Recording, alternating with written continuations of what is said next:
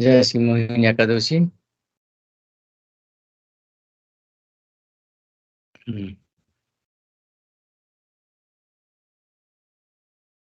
জয় একাদশী না। চৈতন্য চরিতামৃত আদিলীলা চতুর্থ পরিচ্ছেদ। এখানে এই গীতার শ্লোকটা যেটা প্রমাণ রূপে দিয়েছেন, প্রমাণ হিসেবে চৈতন্য চরিতামৃতের মধ্যে কবিরাজ গোস্বামী, সেটা হচ্ছে কি গীতার শ্রীমদ্ ভগবদ গীতার ৪র্থ অধ্যায়ের ১১ নম্বর শ্লোক। যে যথামান প্রবদন্তে তাং ততৈব ভজাম্যহম মম বর্তমানুবর্তন্তে মনুষ্যা পার্থ সর্বশ। এটা কেন দিল না, তার আগে দিয়েছে ওই যে আমাকে তো যে ভক্ত ভজে যেইভাবে তারে সে ভাবে ভজি, এই মোর স্বভাবে।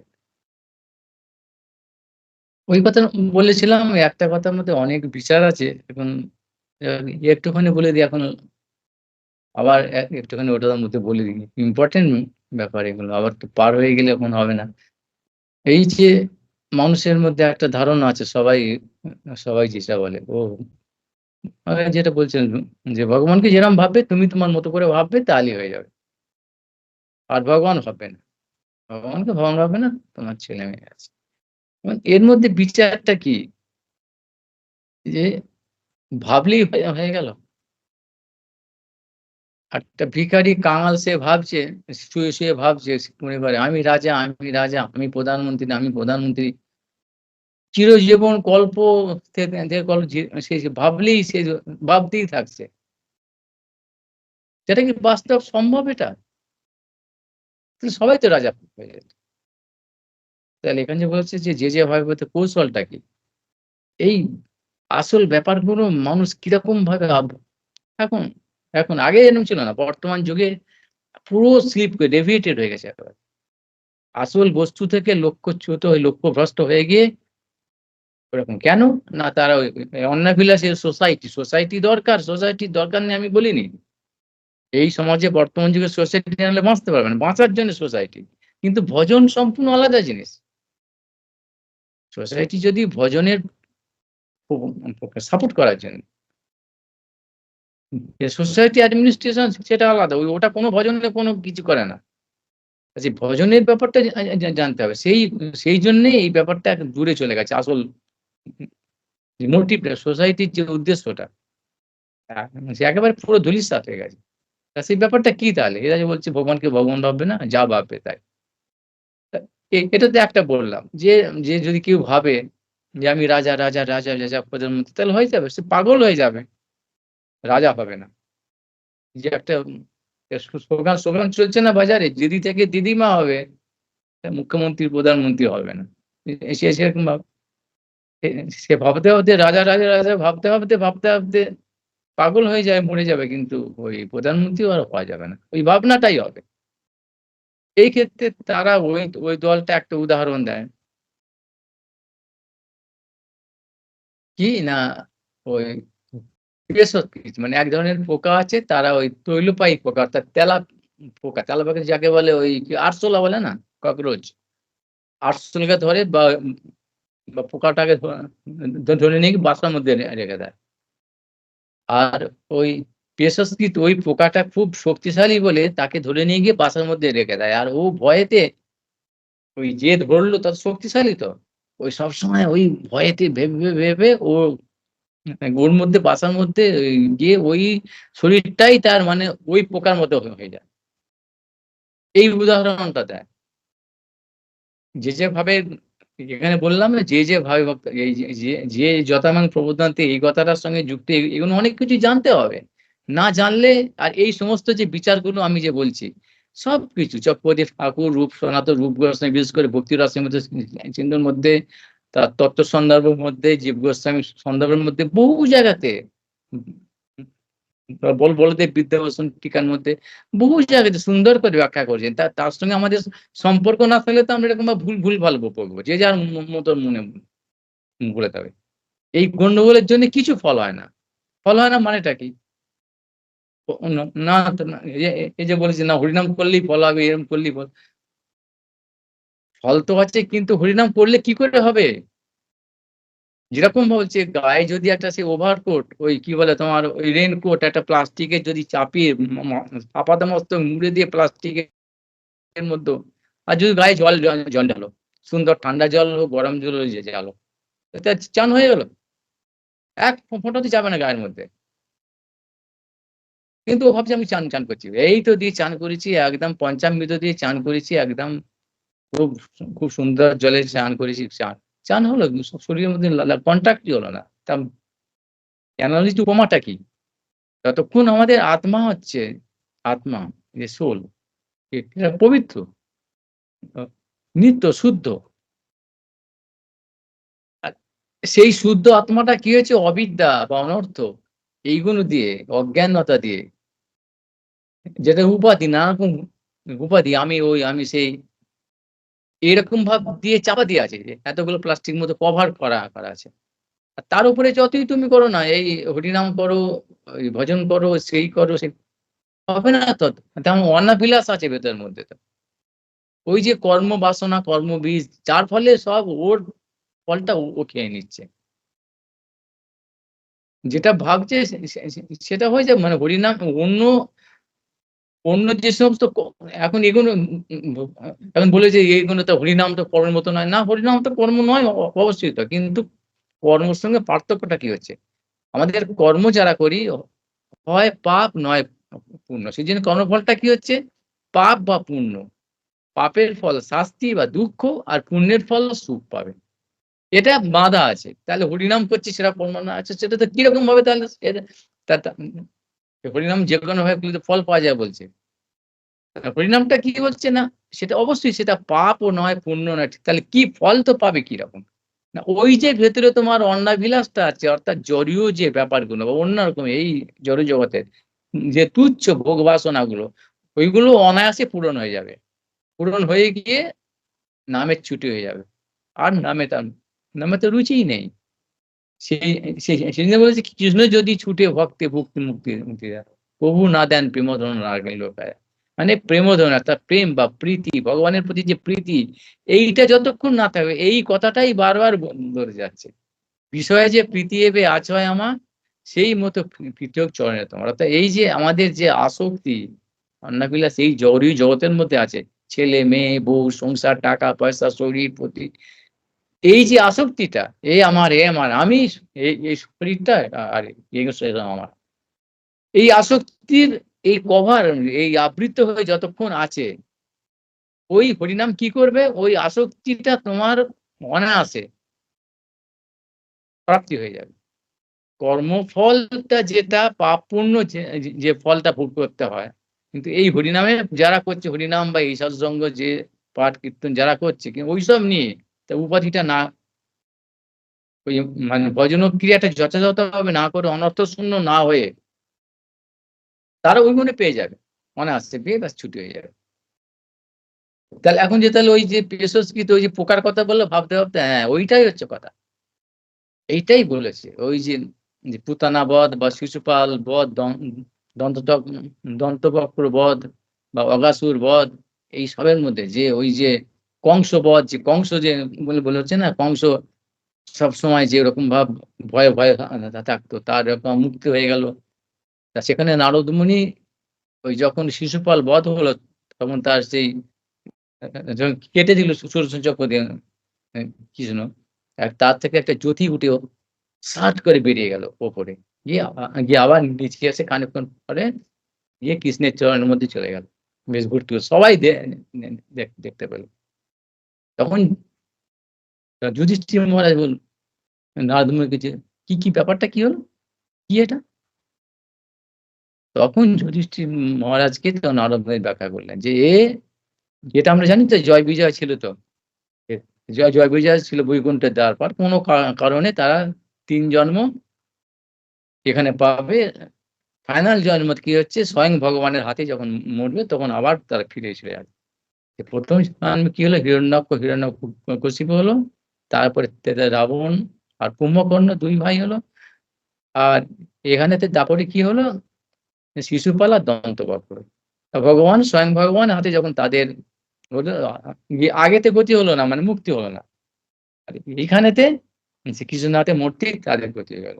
এখন তারা কি ওই যে কাটলো, তার আত্মা, তার শুদ্ধ আত্মা তো সেটা ফট করে তার বৈকুণ্ঠের দ্বার পালতো, সেখানে চলে গেল, গিয়ে দেখলো বৈকুণ্ঠ ফাঁকা তো, কেউ নেই। মানে বৈকুণ্ঠ যখন স্বয়ং ভগবান আসেন, তার সঙ্গে নারায়ণ আদি সমস্ত অবতার তো আসে তার শরীরে, তখন সেই জন্য সে আবার ফিরে এসে সেই শ্রীকৃষ্ণের চরণেতে তার যে অংশ, তার যে বৈভব নারায়ণ তার মধ্যে আছে, তার সেখানে মিশে গেল, গিয়ে স্বরূপ প্রাপ্তি, তার সেই রূপ হয়ে গেল, চলে গেল। এখন তখন বলছে তাহলে এ তো একটা অসুর, তো যে এত বড় অসুর, তো এ কি করে স্বরূপ মুক্ত হতে পারে? মানে 4 হাত ভগবানের মতো রূপ, বিষ্ণু রূপ কি করে হতে পারে? তখন নারদ মুনি এই শ্লোকটা বলেছিলেন, কাম ক্রোধ আর ভয় দেশাৎ, মানে ভগবানের সম্বন্ধে যে কেউ কাম বা ক্রোধ বা লোভ বা মোহ বা ভয় বা দেশ, রাগ, হিংসা, ক্রোধ যেকোনো ভাবে যে অভিনিষ্ট হয়ে যায় যদি, সে উদাহরণ দিয়ে দিয়েছেন। কামাত হচ্ছে গোপীরা, কংস হচ্ছে ভয়েতে, এসব পরপর সব একটা করে উদাহরণ দিয়ে দিয়েছেন।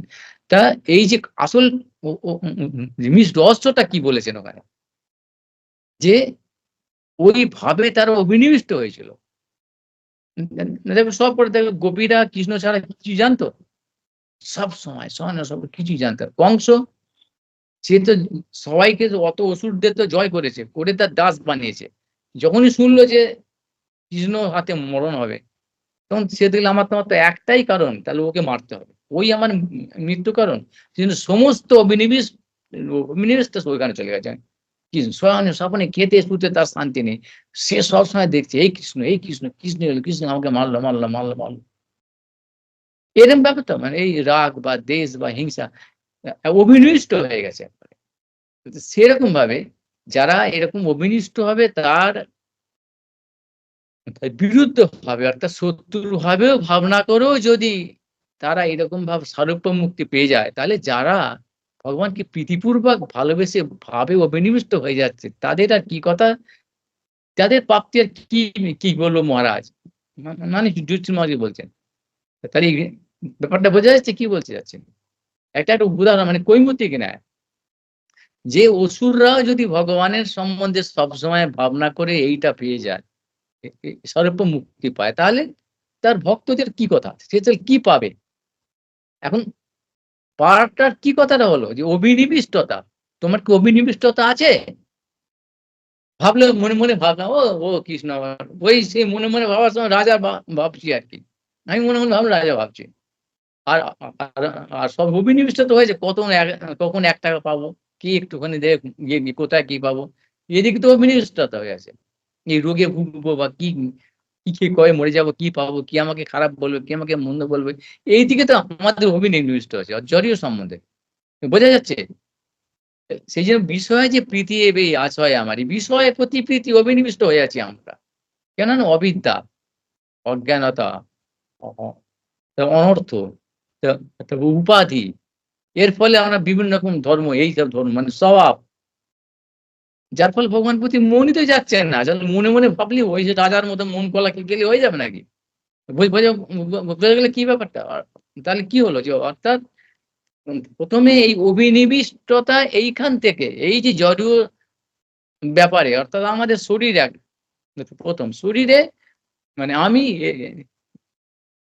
অহং মম, এই শরীরকে আমি বুদ্ধি, আর এর এর থেকেই এই শরীরের সম্বন্ধে যারা সুখ দিচ্ছে বা দুঃখ দিচ্ছে, কষ্ট দিচ্ছে, যারা সুখ দিচ্ছে তারাই আমার বন্ধু বা আত্মীয়, আর যারা দুঃখ কষ্ট দিচ্ছে তারা আমার শত্রু। সে ছেলে হোক, মেয়ে হোক, বাবা হোক, বোন হোক, ভাই হোক, মা হোক, যেই হোক, যদি শরীরটাকে সুখ না দেয়, কি হচ্ছে, সে সে শত্রুতার দায়িত্ব হয়ে যাচ্ছে তো।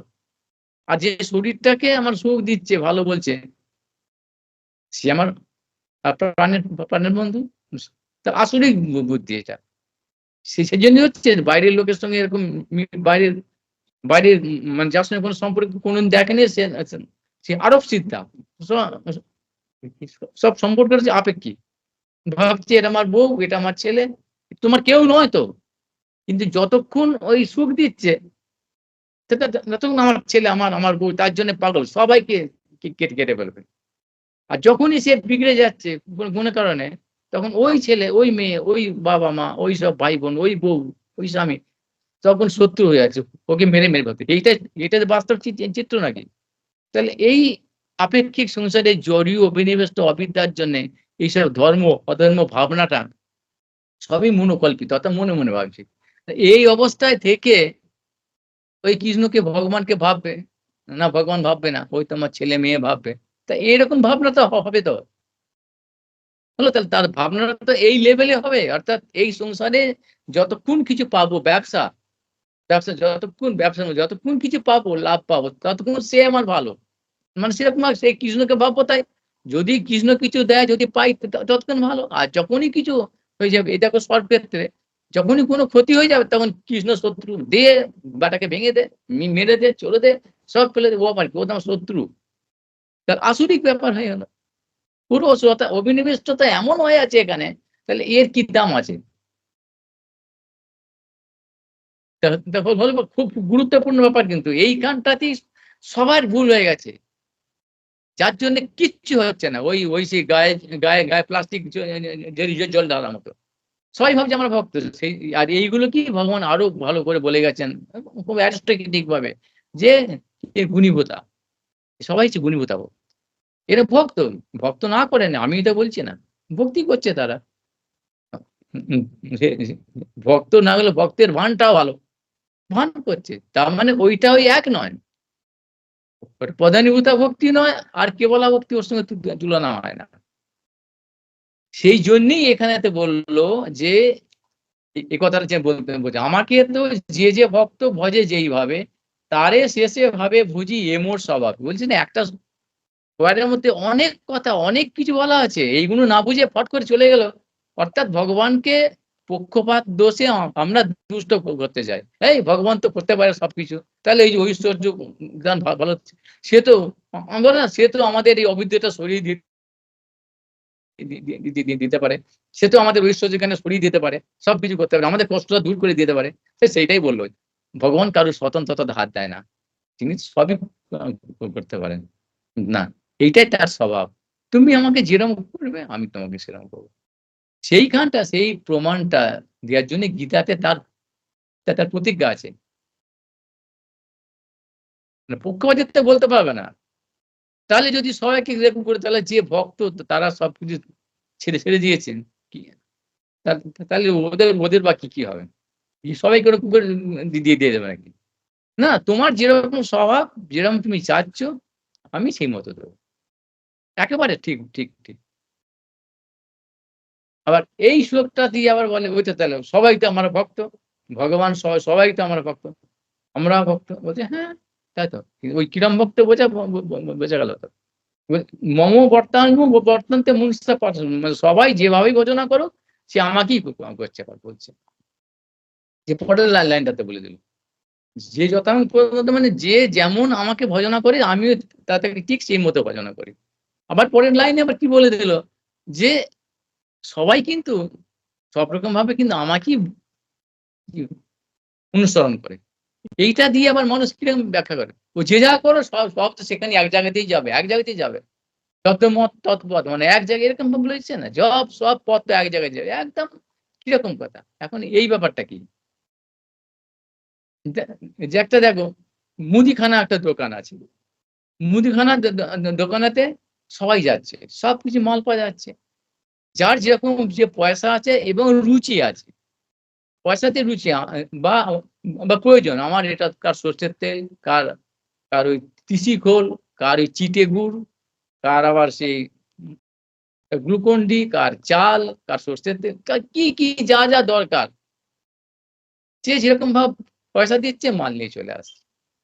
এখানে কি দোকান যার মধ্যে পক্ষপাতিত্ব আছে? নাকি এরা বলছে যে সবাই সমান। তাকে সবাই সমান। যে নাকি না তুমি ওকে এই মালটা দিলে আমাকে এই মালটা দিলে আবার ওটা কেন একটা কোম্পানি ধরো না কেন? স্যামসাং কোম্পানি বা অ্যাপেল কোম্পানি। সেখানে যে এরকম পয়সা নিয়ে যাবে আর যে মালটা কিনতে যাবে। সেখানে তোমার হেডফোনও আছে, ইয়ারফোনও আছে, অ্যাপেল ফোনও আছে, কম্পিউটারে আছে, ল্যাপটপ আছে, ডেস্ক সবকিছু পাবে সেখানে। সব আছে। চার্জার পাবে, ব্যাটারি পাবে, কি না পাবে? যেমন পয়সা দেবে, যেমন কিনছি কোম্পানিতে একই তো কোম্পানি। তা সে সবাই আমার কাছে সমান। তা সমান মানে তো এরকম। তুমি সবই কোম্পানিতে দিচ্ছে। মানে আমার কাছেই তো আসছে, আমার কাছেই তো আসতে হচ্ছে। তুমি যেটাই কেন কিনছো না কেন? যে পয়সায় দিচ্ছ না কেন, যেভাবেই আসছো না কেন, যে তুমি তুমি যেখান দিয়ে আসছো না কেন? তুমি তো আমার দোকান থেকেই তো মালটা কিনছো। মানে আমি তো মালিক। তাহলে আমার কাছেই তো আসছো। তাহলে আমিই তোমাকে সেই পুরোনোটা করছি তো। এইটাকে ওরা সমানভাবে ভাবছে সবকিছু। কিন্তু প্রাপ্তিটা সবাই তো আসছে, দোকানদারও সেরকম করছে। কিন্তু প্রাপ্তিটা কি এক হচ্ছে? মানে দোকানদার কি সবাইকে কি ওই অ্যাপেল ফোন বা ওই যা পয়সা আসছে যে আসছে ওই অ্যাপেল কম্পিউটার দিয়ে দিচ্ছে নাকি? বা মুদিও কি সবাইকে ওই যা মানে ওই বাদাম বা সেই ওইসব কি সব বাজাচ্ছে ঝুটি ভাজা সবাইকে দিয়ে দিচ্ছে নাকি? রুচি অনুপাতে পয়সা অনুপাতে যা তাকে সেরকম দিচ্ছে। তাই এখানে তার কি এর পক্ষপাতিত্ব আছে নাকি এইটাই নিয়ম তার? এটা তো তার নিয়ম ঠিক করছে তো। সেই ব্যাপারটাই এখানেতে এরা বলছে যে সবাই সমান, সবই এক পথ, সবই একরকম ভাবে হয়ে যাবে। বোঝা যাচ্ছে? এই যে কত বড় এটা একটা ভ্রান্ত মানে ভুল পথে একবার চলে গেছে একবারে। সম্পূর্ণ অন্য দিকে। সেই ভগবানকে বলল যা কিছু করো সব করলেই সে একই হবে, একই ফল হবে। এটা তো বলো যেকোনো ভাবে ভাবলেই একটা হয়ে গেল। যেকোনো ভাবে ভাবলেই ভগবানকে পাওয়া গেল। সে প্রাপ্তিটা কি সমান হলো? প্রাপ্তিটা আসল। সেই জন্যই এই কথাটা বলল। যে আমাকে যাই ভাবে বাজে যে এখানে কর্মী, জ্ঞানী, যোগী, ভোগী, রোগী যে যেরকম ভাব চাচ্ছে আমাকে, আমি তাকে সেরকম ভাবে দিচ্ছি। হলো? এখন অন্য কেউ তাহলে যারা ওইসব অন্যান্য ইন্দ্রাদি দেবদেবীর যে পূজা করছে, লক্ষ্মী, কালী, মনসা, মা কালী ইত্যাদি যেসব গুলো করছে, ষষ্ঠী এগুলো করছে তাহলে ওদের কি? বলে হ্যাঁ, ওরা তো ওরা তো আমার অফিসার। ওই যে যেরকম বললাম দোকানের কর্মচারী, মালিক তো বসে আছে। যে একটু আগে বললাম না মুদিখানার দোকানে, তার তো মালিক তো সেখানে বসে আছে। মাল তো দিচ্ছে, পয়সা দিচ্ছে, মেপে দিচ্ছে কর্মচারী তো। এরা সেরকম ভাব দিচ্ছে কিন্তু তারা তো আর মালিক নয়। যে জিনিসটা দিচ্ছে সেই খদ্দেরকে, সেটা তার নয়, তার সম্পত্তি নয়। সম্পত্তির মালিক অথরিটি হচ্ছে যে মালিক বসে আছে। সেরকম ভাব সেই অথরিটি মালিক হচ্ছে সে ভগবান, যে কৃষ্ণ, স্বয়ং ভগবান। অতএব লাভের ব্যাপার বা ক্ষতির ব্যাপার তারই, কর্মচারীর নয়। তিনি যদি না দেন, বলছেন না আজকে থেকে আর দোকান আমি দেবো না, এখন এটা বন্ধ, আজকে চালটাই বিক্রি করবো না, সেই কর্মচারী কিছু করার আছে? কিছু করবেন না। সেরকম ভগবান সেরকম ভাব, তিনি মালিক, তার এই কর্মচারীরা এই সমস্ত কাজগুলো করছে। এটা হলো জানা যাচ্ছে ব্যাপারটা। সে- সেই জন্য সবাই যারা যেভাবেই তারা করছে কেন, সেই যেভাবে অর্থাৎ যে অন্নাবিলাস বা যে অভিলাষ নিয়ে যাচ্ছে বা যা কিছু করছে, তার ফলপ্রাপ্তিটা কিন্তু মালিক কিন্তু আসছে ভগবানের কাছ থেকে, কৃষ্ণের কাছ থেকে। সেই জন্যই এটা বললো যে মম বর্তমানু বর্তন্তে মনুষ্য পার্থ সর্বসা। সবাই আমারই যেকোনো ভাবে আমার কাছেই তারা আসছে। কিন্তু প্রাপ্তিটা সবার এক নয়। আর তাহলে পক্ষপাতিত্বের দোষ হচ্ছে কি? না, যে যথামাং প্রদন্তি, আমি তো বলেছি আমার জন্য তুমি এরকম ভাব করে শুধু আমার জন্যই করো, তাহলে সেরকম পাবে। সে যে একটু আগে বললাম যে অসুররা তারাও ভগবানের জন্য ভাবছে সবসময়, অভিনিবিষ্ট হয়ে যাচ্ছে। ভগবান তাদের মুক্তি দিয়ে দিচ্ছে। কথাটা হলো কি তাহলে অভিনিবিষ্টতা হলো, এই কথাটা খুব ভালো করে বুঝে নিতে হবে। এই গানটা না বুঝলে আর আর হলো না। ওরকম ভাব ওই ভুল ভালো হবে শুধু। হলো যে অভিনিবিষ্টতা, আমরা যে আমাদের অভিনিবিষ্টতা যেটা, অভিনিবেশ আমাদের যেটা আছে এই জড় জগতে, যে আমাদের এই এই সম্পর্ক বা যে অভিলাষ বা যেরকম ভাবে আমাদের, এর ফলে কি হচ্ছে? এগুলোই আমরা পাচ্ছি। ওই কৃষ্ণ নাম বা হরিনাম বা ভজনের ফলে ওইগুলো আমরা পেয়ে যাচ্ছি। ভগবানের লাগছে না, যাচ্ছে না। অর্থাৎ ওই প্লাস্টিক কভার, আবার বলছি, প্লাস্টিকটা কভার উপাধি। সেজন্য বলল ভক্তি থেকে এবং ভক্তির দ্বারা তাকে পাওয়া যায়, বশ করা যায়। তিনি তার প্রেমে বশ, আমি না হয় অধীন। এরকম ব্যাপারটা আমার জন্য করতে দিয়ে দিচ্ছে, অধীন নয়। অর্থাৎ তার গায়ে প্লাস্টিকটা ওরকম দিয়ে আছে, জলটা যাচ্ছে না, লাগছে না সেখানে। সেই বল সর্বপাধি বিনির্মুক্তম। এই যত রকম উপাধি আছে, অর্থাৎ গায়ে আচ্ছা আচ্ছা আমি উমুক, আমি তমুক, এই জড়ীয় উপাধি সবভাবে পরিপূর্ণ হয়ে বিনির্মুক্ত হতে, গন্ধটাও থাকলে হবে না। যতক্ষণ বিনির্মুক্ত হয়ে গেল, গন্ধটা তো অনেকক্ষণ থাকে, সেই ততক্ষণ পর্যন্ত হবে না। পরিষ্কার করে দিলেও গায়ের ময়লাটা, গন্ধটা যায়। সেই গন্ধটা যতক্ষণ থাকবে ফসায়, ততক্ষণ হবে না। আর এই উপাধির জন্য কি বললো গীতায়, ভগবান কি বলল, ধর্ম ঘুরিয়ে বলেছে, সর্বধর্মান পরিত্যাজ্য মাম একং শরণম। একই কথা। অর্থাৎ এই উপাধি বলে আমরা ভাবছি আমার এই ধর্ম, এটা আমার দায়িত্ব, আমি এই স্ত্রী, আমি এই স্বামী, আমি বাবা, আমি মা, আমার এই ধর্ম, আমি যেসব প্রেম ইত্যাদি ইত্যাদি ভাবছে। কিন্তু এইসব ধর্মই একই কথা হলো। ওই আমাদের আত্মাকে, যে শুদ্ধ নিত্য শুদ্ধ আত্মাকে চাপা দিয়েছি, যার ফলে এই জড়ীয় জগতের সঙ্গে সম্পর্ক সম্বন্ধ আর এই প্রয়োজনটাই আছে, জড়ীয় প্রয়োজনটা। আর ওই প্রয়োজনটাকে ফুলফিল করার জন্য, পরিপূর্ণ পাওয়ার জন্য কি করি, নানা রকম চেষ্টা করি, কর্ম করি, অভিদেহ। অর্থাৎ এই এখানে যায় সেখানে যাও, এই এই আংটি পরো, এই এই এই এই বলি দাও, অমুক করো, এই শেকড় পরো, বাপাকের পরো, কবচ পরো, সে কত কি সব আমরা করছি আর মরছি। এর ফলে আর সেটা পেয়ে যাচ্ছি। তার ফলে মালিক হচ্ছে ভগবান। সেইটাই এখানে বলে দিল যে ভগবানের যে যে কোনো পক্ষপাতিত্ব এখানে আছে, নেই, এটাই তার নিয়ম বলতে গিয়ে এই শ্লোকটা এখানে বলে দিলেন, যে প্রমাণ দিলেন। হলো যে আমাকে তো যে ভাবে ভজে, আসল ধরছে ওইটা ছোট এটা হচ্ছে তার প্রমাণ।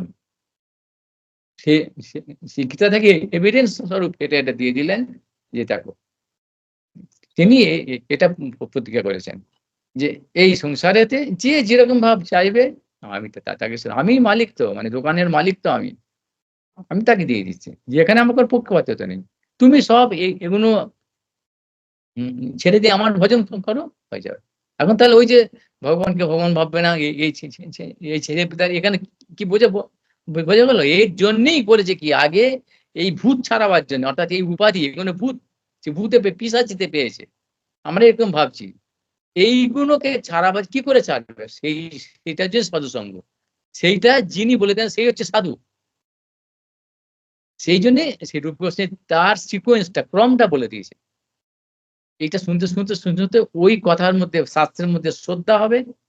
শ্রদ্ধার ফলে সেরকম সাধু। আবার বলছি, সেই স্বীকৃতি অনুপাতে সাধুসঙ্গ হবে। নাহলে সাধুকে বোঝাও তো যাবে না, সাধুকে পেলে। ওই সাধুর কাছে গেলাম আর শুনলাম মানে হয়ে গেল না, ওটাও নয়, বুঝতে পারবে না তো রে বাবা।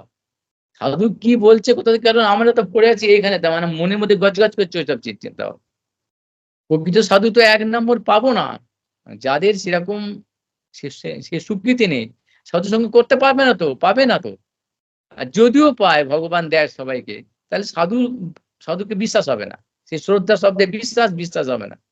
বুঝতে পারবে না। বুঝলেও কাজে লাগাতে পারবে না। সেই ক্ষমতা নেই। সেই ক্ষমতা লাগাবার জন্য সম্বন্ধ, সেজন্য ওইসব দীক্ষাদি এই সমস্ত দিয়ে দিয়েছে। আর ঐরকম সাধু যেটা বলবে, ১ম এই বলবে ওইটা, যে অন্যায় ফেলেছে তো শুনলাম, কন্ট্রোল করো বা বাঁচবে, বা ওখানেই সব পাকা। ওখানেই ফর্সা হয়ে যাবে, কেউ আর নেই। বাবা এই করবো না, আমার ছেলেকে ভালোবাসো না, আমার ছেলের মতো কেউ হয়নি আর হবেও না, আমার মেয়ে, আমার স্বামী, আমার। আবার ওই ছেলে যখন আবার লাথি মারবে, ছুটে যে বুকে লাথি মারবে, আবার সজোগে আসে, আমার দেখা চোখে।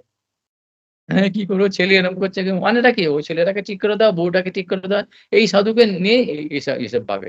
এটা তো নয় রে বাবা। ওই ভূতে পাওয়ার মতো। সেজন্য ১ম থেকে আবার বলছি, এখানেই ঘুরছে। সেজন্য এইগুলো ভক্ত নয়, ভক্তি নয়। এদের কথা একেবারে বাদ দিয়ে দিয়েছে। গুণীভূতা ভক্তি, এই গুণের দ্বারা, মায়ার দ্বারা মোহাচ্ছন্ন হয়ে আছে। হয় ভালো নয় মন্দ, মানে সত্ত্বগুণ, সত্ত্ব রজতম। ভালো কেউ ভালো আছে, আমরা যে ভালো বলি, সেই ভালোটা সত্ত্বগুণ সম্পন্ন। সত্ত্ব রজ তম। এই ৩ টে গুণের দ্বারা মোহিত হয়ে আছে। মোহপ্রাপ্ত হয়ে এসব কাজ করছে। তো এই মোহ মুক্ত হতে হবে। তৈগুণ্য বিষয় ভেদা নিস্তৈগুণ্য ভবার্জুন। সে কথাটা অর্জুনকে বলে দিলেন। আর সেটা সাধুসঙ্গ ছাড়া হবে না। সেই সাধু কে না, যিনি এই গুণকে বুঝিয়ে দেন, দিয়ে তাকে বিমুক্ত করে দেন। বিমুক্ত, বিমুক্ত মানেই নয় মনে মনে ভাবলে আমি বিমুক্ত হয়ে গেছি, এরকম হবে না। আমরা আমরা তো নাম দীক্ষা নিয়ে নিয়েছি, আমরা বিমুক্ত।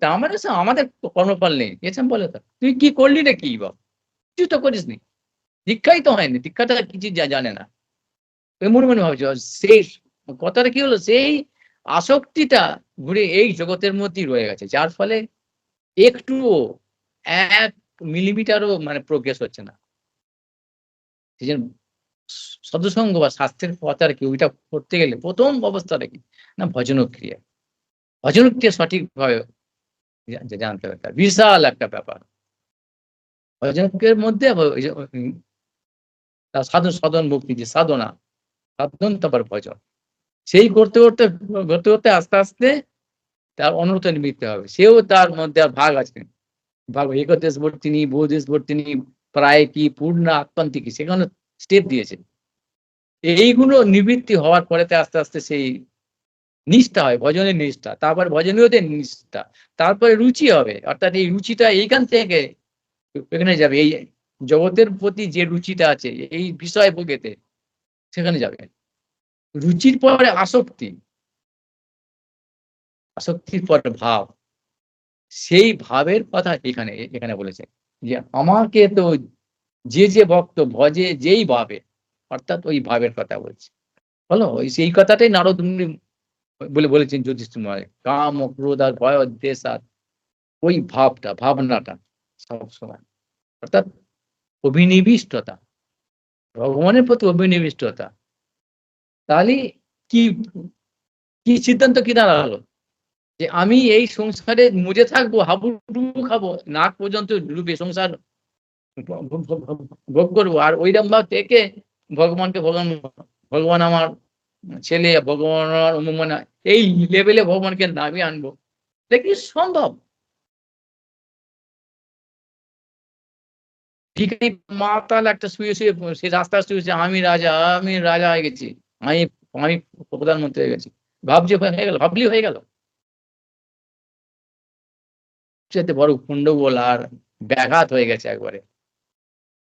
আসল যে ভজন পথ, যে গৌড়ীয় বৈষ্ণবের যে সিদ্ধান্ত, রূপ সনাতনের রূপজ্ঞ বৈষ্ণবের, কত দূরেই চলে গেছে স্লিপ করে করে একবারে। গিয়ে গিয়ে ফলে জীবের সর্বনাশ হয়ে যাচ্ছে। যারা খুব ভাগ্যবান তারা ঠিকমতো বুঝতে পারছে।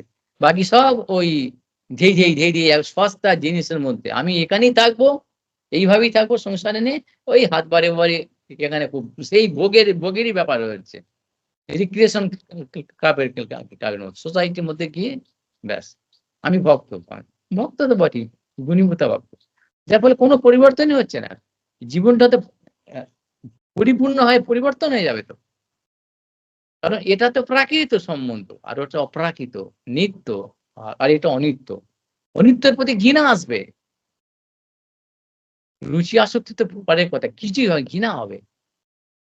সেইটাই বুঝতে পারছে না, কেউ তো বোঝাচ্ছে না। মুখে শুধু বলে দিচ্ছে যে ওই সে, আরে কে বোঝাবে, সে তো বোঝাবার মতো লোক কে আছে? তাকে তো আগে বুঝতে হবে। এইজন্য এই যে একটা কথার মধ্যে, এই চৈতন্য চরিতামৃতের মধ্যে একটা একটা দুটো আমি দিগদর্শন দিয়ে যাচ্ছি। বারবার বলছি, একটা একটা পোয়ার বা একটা লাইনের মধ্যে অনেক, অনেক, অনেক, অনেক ব্যাখ্যা দিয়েছে। অনেক দিগদর্শন, মানে অনেক জানালা আছে। এসব খুলে খুলে দেওয়ার মতো আছে। শুনলেই বোঝা যায়। তা এইটুকু মাত্র আমি নিজের সবার তো বুদ্ধি আছে, এবার সে বুদ্ধি দিয়ে এবার এবার সবাই সবাই এবারে দেখো চিন্তা করো যে এটা ঠিক কিনা আগে বিচার করে ঠিক হলে সিদ্ধান্ত, তবে তাদের এখানেই থাকতে হবে। কোন কোটি জন্ম পরে, কোটি কোটি জন্ম এইসব করলে কিচ্ছু হবে না, বারবার বলছি। আমি না, আমি বলছি শাস্ত্রে বলে গেছে এটা। তাহলে দুটো কত বড় পার্থক্য। দেখতে একই রকম আসল আর নকল, এটা নকল হচ্ছে সব।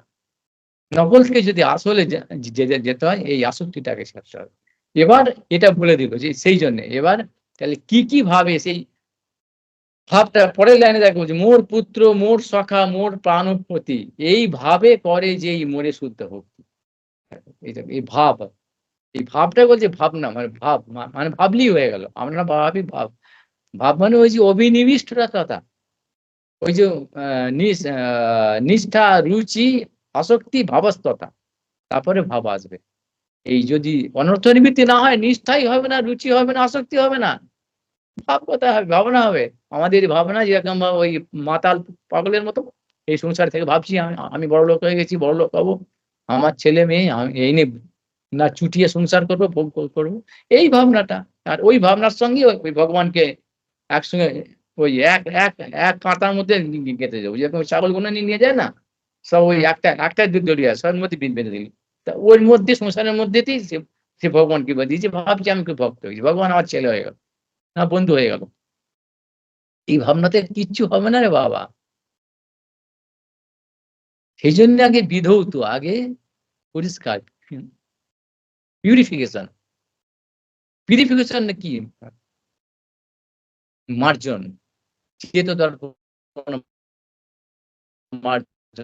মার্জন শুধু শরীরটাকে মার্জন করলাম আর কাপড়টাকে ওটা না। চিত্তদর্পণ মার্জন অর্থাৎ এই অন্নাভিলাষ শূন্য। সে রূপ গোস্বামী এক কথাতে বলে দিয়েছে। যে হচ্ছে জড়ীয় অভিলাষ অন্য মানে কৃষ্ণ ইতর বিষয়ে যে অভিলাষ।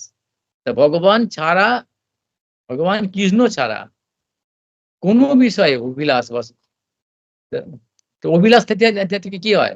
ওই চিন্তা গীতা আবার বলে দিয়েছে ধ্যাত অভিসান পুংসা সঙ্গস্তেষু প্রজায়তে সংঘাত সঞ্জায়তে কামাৎ ক্রোধ অভিজায়তে ক্রোধাৎ ভবতি সম্ম স্মৃতি স্মৃতি বংশাৎ বুদ্ধিনাশ বুদ্ধিনাশাৎ পুনঃস্মৃতি ধ্বংস, আবার ধ্বংস, আবার জন্ম, আবার এই সাইকেল করে ঘুরছি আমরা এইভাবে। এই চক্রবাত পরিবর্তন। এই সাইকেলটা বুঝতে হবে। এইখান থেকে ভেঙে বেরোবার জন্যে এই জিনিসগুলো, এই সাধন ভজন। আমি এখানেই থাকবো আর এই অবস্থা ধরে থাকবো এইটা নিয়েই ওখানে যে ওইটা ভগবানকে টেনে নাও এটা হয় না, অসম্ভব রে বাবা। আবার বলে ভগবান নেবে ভগবান তো নেবে আসেই তো তাহলে এরকম কার কাছে নেমে আসে এটা বলে দিল। ওই যে আমাকে যে ভাবে ভাবে যে ওই ভাবনাটা এইগুলো ছেড়ে দিয়েছে সম্পূর্ণ। এই ভাবনা তার মধ্যে বিন্দুমাত্র নেই, গন্ধটাই নেই। সর্বদা তার প্রতি অভিনিবিষ্ট হয়। সর্বত্র দেখো এই একই উদাহরণ। যত দেখো শাস্ত্রের মধ্যে প্রমাণ আছে এই প্রধান বা আসল এই একমাত্র যেটা যে লক্ষণটা কেন কেউ বলে না, কেউ বুঝতে চায় না, কেউ বোঝায় না। যার ফলে আমাদের কোনো অগ্রগতি নেই। আর এই মরছি আমরা জন্মান্তর। মনে করছি আমরা ভক্ত, আমরা অমুক, সবই এক, সবই সমান, সব ধর্মই সমান, সর্বধর্ম সমন্বয়। এই যে মাতাল পাগল ছাগলের মতো সব এরকম ভাব ওরা। এরা তো এরকম বলবি, এদের দোষ জানে না তো। মানে মাথা তো গরম হয়ে আছে। স্বাস্থ্য সিদ্ধান্ত জানে সৎসঙ্গ হয়নি তো। সঠিক সৎসঙ্গ তো হয়নি। সেই সঠিক সৎসঙ্গ মানে এই শাস্ত্রের হিসাবে সিদ্ধান্ত। আর এই পড়লে তো বুঝতে পারবে না এরা। এর পড়লে এর পরে বেরিয়ে যাবে। এগুলো বোঝার জন্যে ওইসব যেরকম আমাদের কি আছে না ওই যারা ওই 7, 8, 9, 10 পর্যন্ত সহায়িকা আছে না, ছাত্র বন্ধু আছে না বা ডিকশনারি আছে তো। মানে বই টানে বই তো আছে। আমাদের টেক্সট বুক যে স্কুল কলেজে তার জন্য একটা সহায়িকা থাকে তো। সহায়িকা না পড়লে বুঝতে পারবে না তো একটা সে কবিতার মধ্যে বা একটা লাইনের মধ্যে কি ভাব, কি এক্সপ্রেশন আছে। তো সেজন্য এখানে দেখি এটা টেক্সট বুক। এগুলো বোঝার জন্য ওইসব রূপ সনাতনে বলদেব বিদ্যাভূষণ বিশ্বসাগর ঠাকুরের ওই সমস্ত গুলো পড়তে হবে। ওইখানে দিয়ে তাও সেরকম মাথা চাই, না হলে এরকম করবে। ওইসব জায়গার মধ্যে এইসব ব্যাখ্যাগুলো দিয়ে আছে। তখন ওরে বাবা এই জিনিস, নাহলে এই শব্দার্থ নিয়ে বা সংবিধানগত অর্থ নিয়ে কিছু বোঝা যাবে না। এর ব্যঞ্জনা আছে সবের মধ্যে। যাক, এই ব্যাপারগুলো আস্তে আস্তে এবার এর পরে হবে কি ওই কিভাবে সেই ভাবনাটা হবে অভিনিবিষ্টতা। কিসের প্রতি অভিনিবিষ্টতা হলে কিরকম ভাবে হলে সেটা পার্টিকুলার একেবারে স্পেসিফিক্যালি বলে দিচ্ছে। এখানে বোঝা যাচ্ছে। সব বলে, "আরে ভগবানকে সত্যি বলে।" আমি বাচ্চা অবস্থা থেকে শুনছি অনেক সব এরকম। কিছু বোঝে না তো। শত্রু হলে তাড়াতাড়ি পাওয়া যায়। তাড়াতাড়ি হচ্ছে যে ভগবানকে শত্রু বলে ভাবা। তারপর বিরুদ্ধে আচরণ করে। সেজন্য এখানে পরিষ্কার করে বলি, বিরুদ্ধে নেগেটিভ সাইডটা নয়। যে ভাবনে ওই ভাবনা তো ওই কংসেরও ছিল। আর নারদ মুনি সে কথাটাই বলেছে। কংস, কংস, শিশুপাল, জরাসন্ধ এইসব যারা সব ছিল অসুরগুলো, তারা তো কৃষ্ণকে ভয়ে সবসময় ভাবতো। অভিনিষ্ট বলে ওই মুক্তি পেয়ে গেল। ইত্যাদি। ওই ভাবনার কথা এখানে ওইভাবে নয়, ওইটা এখানে বলতে চাচ্ছেন না। ভগবান এখানে যে আসছেন, ঐশ্বর্য শিথিল প্রেমে নয় মোর পিঠে যেটা বলতে যাচ্ছেন। না সেই জন্য নয়। সেই ভাবনাটা কি ভাবনা আর কি সে অভিনিবিষ্ট হতে হবে সেইটা এখানে বলছে। আর এইটা অভিনিবিষ্টতা ওরা বুঝতে না পেরে অভিনিবিষ্টতা এইখানে থেকেই এই যে বলছে মোর পুত্র সখা প্রাণপতি এইটাই। এইভাবে আমার সখা পুত্র প্রাণপতি তো এই সংসারে আছেই রে বাবা। ওইগুলোকে ছাড়ছি না, টাইট করে রেখে দিচ্ছি। আর ওদের সুখ শান্তিটা ওদের নিয়ে আরো ভালো করে সুখ ভোগ করবো। সেই জন্য কি যাতে ওটা ঠিক থাকে, সেই জন্য কৃষ্ণকে চাকর বানাচ্ছি। যে শুনেছি কৃষ্ণ তো ভগবান, তাহলে তাকে যদি একটু কিছু দেওয়া যায়, যদি ওই সোটে কলা আর নকুল দানা গুড় বাতাসা চরম চরম করে যদি দেওয়া যায় ঢাক বাজে, তাহলে তাহলে কৃষ্ণ ক্ষমতা তো আছে তো। আমাকে আমাকে দিয়ে দেবে। আমাকে আমি যত কিছু বদমাইশি দুর্নীতি করি, খুন খারাপি করি, আমাকে কৃষ্ণ আমাকে বাঁচিয়ে দেন। তাহলে এই বিচারটা মানে বেশি আর কম আর কি, সব অসুরের দল এই জন্য করছে। মানে এখানে আমি থাকবোই, এটা ছাড়বো না, এই বকল ইটটা ছেড়ে বেড়ে গেল, এটা নিয়ে যতটা সম্ভব। কিন্তু আগে তো ওইটাকে ছাড়তে বলছে তো। অন্যায় ফেলে তো শুনলাম, চেতু দর্পণে মার্জনম, ওই উপাধি সর্বোপাধি বিনির্মুক্তম, সর্বধর্ম পরিত্যাজ্য। এখানে কেউ লক্ষ্যটা দিচ্ছে না। যার ফলে কি বোঝা যাচ্ছে, ওই প্লাস্টিক ঝুলিয়ে চান করার মতো।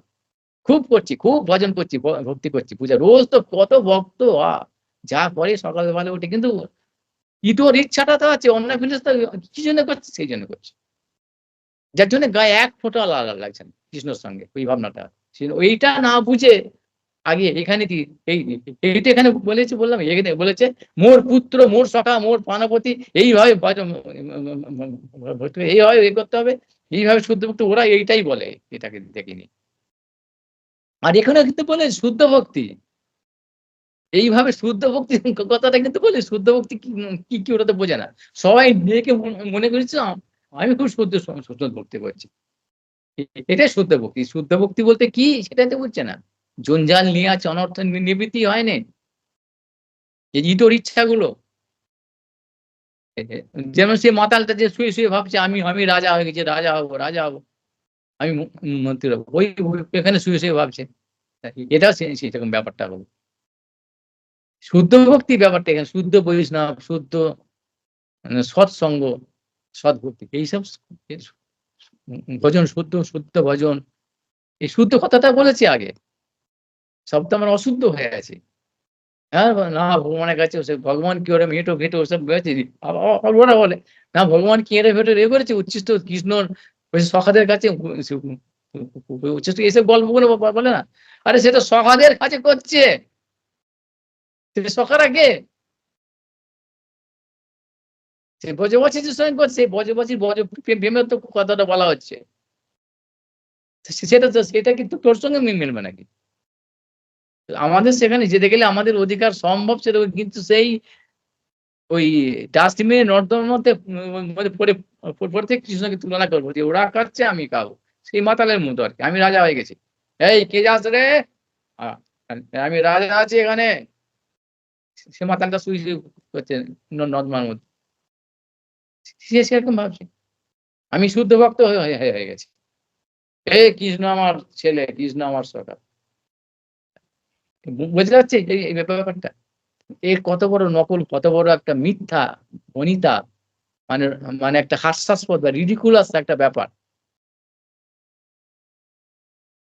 আসল ভজনটা কি তার বৃদ্ধিটাই পরিবর্তন হয়ে যাবে। জীবনটা পরিবর্তন হয়ে যাবে। এখানেই জীবন মুক্ত হয়ে গেল। আর এরা হচ্ছে জীবন মৃত। এরা জীবন মৃত। জীবনটা আছে কিন্তু মরার সমান। তার কোনো অবলম্বন নেই। যে অবলম্বনটা হচ্ছে জড়ীয়। ভাবছে আমার ছেলে, আমার মেয়ে, পয়সা কড়ি, মান সম্মান এখানে এরা বাঁচাবে। আর এইটা যে যিনি বুঝে নিয়েছেন, তিনি হচ্ছেন মহাপুরুষের লক্ষণতা। তিনি হচ্ছেন জীবন মুক্ত।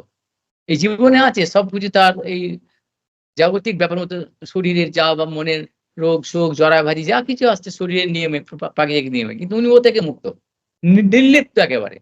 মানে কারণ তার তো এই জগতের ভালোটার প্রতি যখন আসক্তি নেই, তা মন্দটা তো তার লাগবে কেন? সে ভালোটার জন্য যখন লালায়িত নয়, তাহলে মন্দটার প্রতি স্বাভাবিক ব্যাপার। আর যে ভালোটার প্রতি লালায়িত এই জগতের সম্বন্ধে, তাকে মন্দটা ভোগ করবে না? কে করবে তাহলে? ভালোটার বেলায় আমার ছেলে-মেয়ে নিয়ে আমি সংসারে খুব ভোগ করব। সেটা আমার। আর যেই জ্বালা যন্ত্রণটা হবে, সে ওই টার্নটা আসবে, ওই পালাটা আসবে, সে তখনই দৌড়াদৌড়ি করবে। যা ওর কাছে তাই, জ্যোতিষ-মোতিষ ওখানে সাধুর কাছে, ওখানে গিয়ে বল ধর এইসব করুন। এইরকম ব্যাপারটা। না, একটু হরিনাম কর, একটু সেই কর, যজ্ঞ কর। এত সস্তা নয় রে বাবা। এটা টোটালিটি, টোটাল জীবনটা, টোটাল ব্যাপারটা, সিস্টেমটা বদল করতে হবে। অজ্ঞান। এই জড়ীয় ব্যাপারটা, জড়ীয় সম্বন্ধটা, এই সম্বন্ধটা নাশ হলে তবে ওইখানে অপর একটা সম্বন্ধ হবে ভগবানের সঙ্গে। জড়ীয় প্রয়োজনটা যখন আমার সে তখনই আমার এই প্রয়োজন নেই এইটা বুঝতে পারবো। সে সেটা অপ্রাকৃত নিত্য প্রয়োজন, প্রেম প্রয়োজন, তবে আমার বোঝা যাবে। আর সেইজন্যে এই কাজগুলো তখন এই অভিনয় এইসব একটা বলছে, ও একটা বলছে, এদিকে তখন আর মন যাবে না। একমাত্র ভক্তি, যে শুদ্ধ ভক্তি কে বলেছে? এই ভক্তির দ্বারাই পাওয়া যায়। সে তার প্রেমে আমি হই বশ। বশ হই, না নয় অধীন। তখন তার ক্ষেত্রে সেটা প্রযোজ্য হবে। তাহলে আগে হচ্ছে এই মুক্ত করা। অবিদ্যা, অনর্থ, অজ্ঞানতা, এই আবিলতা, আসক্তিটা, সে কথাটাই মহাপ্রভু এক কথা বলছে, চেতদর্পণ মার্জনা আগে এটা। তা তিনদপি শুশুনি না, ওটা তো ৩য় নম্বরে বলেছেন না। সব তিনদপি শুনি ওইসব দেখা যাচ্ছে আমি শুনি দৈন, আমি দৈন, আমি এটা একটা কপট। ও ওটা আপনি হয়ে যাবে। চিত্তদর্পণ মার্জনটা করুন, আর গুণ আপনি হয়ে যাবে। ফলবন্ত বৃক্ষ আর গুণমন্ত জন নিচু হয়। বিদ্যা দদাতি বিনয়ন। যার এটা হবে সে আপনি ওটা নিচু হয়ে যাবে। জোর করে আমি নিচু, আমি তিনদপি, এটা একটা কপট। ভেতরে সেই ওরকম অভিমানটা আছে। ওখানে ওই সুইচ ট্রিগার পয়েন্টে চাপ দিলি, স্পর্শ করলি, লাফিয়ে উঠবে। যার জন্য এই অভিমান, যে ইগো, আমি একটা অমুক, এই এগো, আমি একটা হনু, এই গুণ অর্থাৎ জড়ীয় এই যে উপাধি, এগুলি পরিষ্কার। এইটার জন্যই সৎসঙ্গ আর এই স্বাস্থ্য বা ভজন। এই ভজন ক্রিয়া করলে তবে হবে। এই একাদশী আদি এগুলো দিয়েছে কেন? এইখান থেকে শুরু হবে। এটা শুরু। এটা হচ্ছে প্রিপারেশন, প্রস্তুতি। খাওয়া-দাওয়া, ছোঁয়া-টোয়া, এইসব গুলো। আর যারা ওইসব পড়ে আছে, কোনদিন উঠবে তারা, আর ওসব কি হয়েছে? ওই ছাড় তো, যত সব, এসব করলে হবে? এসব বলে ও সব জানে। ভগবান কি বলেছে? ও সব জানে। ভগবান কি বলেছে ওর সঙ্গে কি কথা বলেছে? তাহলে ওই কথাগুলো আমরা শুনি আর বিশ্বাস করি। কি জানেন? অশুদ্ধ বুদ্ধি, অশুদ্ধ হয়ে আছে বলে। এই শুদ্ধ করতে হবে আগে বচনক্রিয়া। তবে তখন জীবনটাই বদলে যাবে তা। তারা কোনো দিকে ভয়, দ্বিতীয় অভিনিবেশ, ভয় তার থাকবে না। এই দ্বিতীয় অভিনিবিষ্টতা ভয় সব জায়গাতে বেদান্ততে বলছে তাই। সব যত বেদে, পুরাণে। এখানে অভিনিবিষ্ট হয়ে আছি আমরা শরীর আর শরীর সম্বন্ধীয় ব্যাপারে। যার জন্যে এত কিছু দুঃখ। আর এই দুঃখ এর কাছে ওর কাছে গিয়ে সারবে না। এ আসবেই। সেইখান থেকে আগে উঠলে তারপরে ভগবানের সঙ্গে সেই সম্বন্ধ। এই বিচারগুলো জেনে নিয়ে করো, তারপরে আমরা দেখা যাবে। আজকে এ পর্যন্ত থাকো। ৫০ মিনিট রেকর্ডিং ভালো হয়। জয় একাদশী হরিনাম বাঞ্ছা কল্পতরুভ্যশ্চ কৃপা সিন্ধু পতিতানাং পাবনেভ্যো বৈষ্ণবেভ্যো নমো। হরে কৃষ্ণ কৃষ্ণ কৃষ্ণ হরে হরে, হরে রাম রাম রাম। জয় সচিনন্দন গুরু, জয় জয় মোহিনী একাদশী, জয় গিরিরাজ। থাক আজকে এ পর্যন্ত নাকি? এসব